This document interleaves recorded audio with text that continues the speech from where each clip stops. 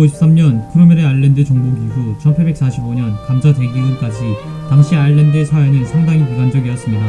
그 이유로서 여러가지가 있겠지만 일단 세 가지를 이유로 들 수 있겠습니다. 먼저 영국인들과의 갈등입니다. 북아일랜드와 경제적 차이가 벌어지고 페널법으로 가톨릭인들은 관직 진출이 금지되자 불만이 터져나왔습니다. 그에 대한 단편적인 예시로 1653년부터 1845년까지 총 6개의 대반란이 있었습니다. 또 다른 이유로서 유럽에 팽배해진 아일랜드인에 대한 인종차별, 흔히 말해 백인 인종차별입니다. 백인 인종차별은 붉은 머리, 주근깨 등을 이유로 마녀 사냥에서 수많은 아일랜드인들이 죽음을 당했고 인종박물관의 동물보다 못한 취급을 받는 최고의 치욕을 선사하였습니다. 그러던 가운데 아일랜드인들의 민족적 의식을 고취시키는 책이 나오니 바로 걸리버 여행기입니다.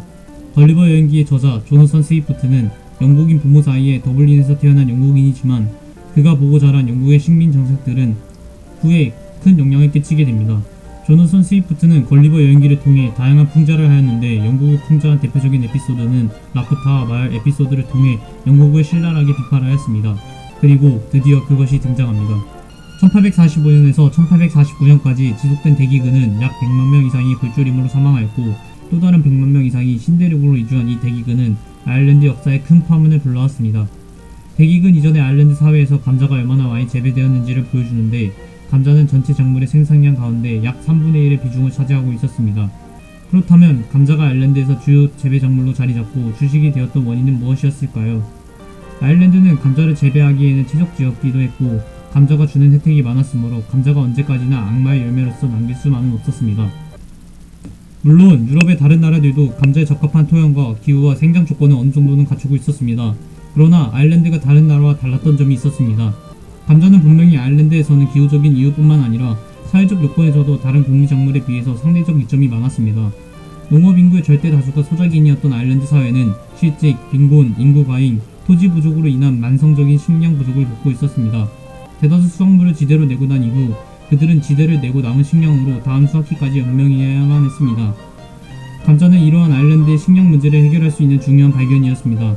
감자는 단위 경적지당 수확량이 다른 곡물에 비해 월등히 높았습니다. 감자는 영양실조 위험에까지 이르게 하지 않는 유일한 주요 작물이었고 아일랜드 군대의 신병은 그들의 영국 파트너보다 신장이 컸다는 통계는 그 식품이 건강에 좋았다는 사실을 입증해줍니다.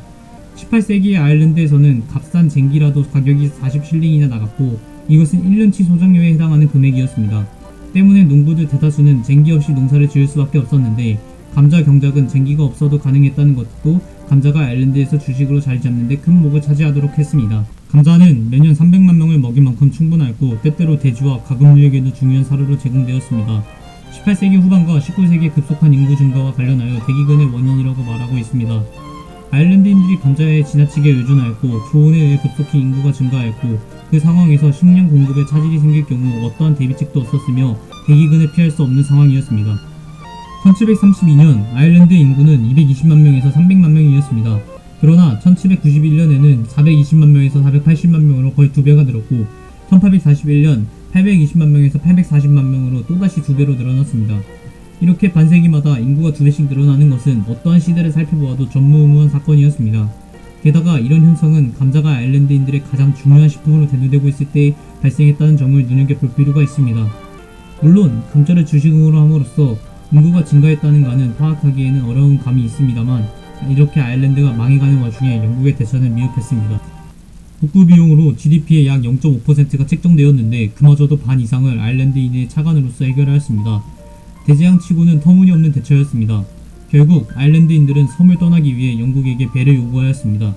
영국이 배를 주긴 하였으나 그마저도 낡은 배였고 약 6,000km를 항해하는 동안 40% 이상이 죽고 신대륙을 밟고 전염병으로 12만 5천 명 정도가 죽어 캐나다 묘지에 안착되었습니다. 이 시기에 미국은 빠르게 경제성장을 이룩해 나가고 있었고 영국도 꼴보기 싫고 미국의 경제성장을 눈앞에서 본 아일랜드인들은 미국 이주를 결심하여 오늘날 4천만 명의 인구가 되었습니다. 신대륙으로 이주하지 않은 다른 이주자들은 영국 본토로 이주하거나 호주와 뉴질랜드로 이주하였습니다. 이렇게 이주한 자들의 숫자는 오늘날 아일랜드 섬보다 많아졌습니다. 아일랜드인들의 힘이 여러 곳으로 분산되자 식민 정책들은 전보다 강화되었습니다. 아일랜드인들은 폭동을 일삼았고 영국은 군을 대대적으로 투입시키면서 이를 힘으로 억제시켰습니다.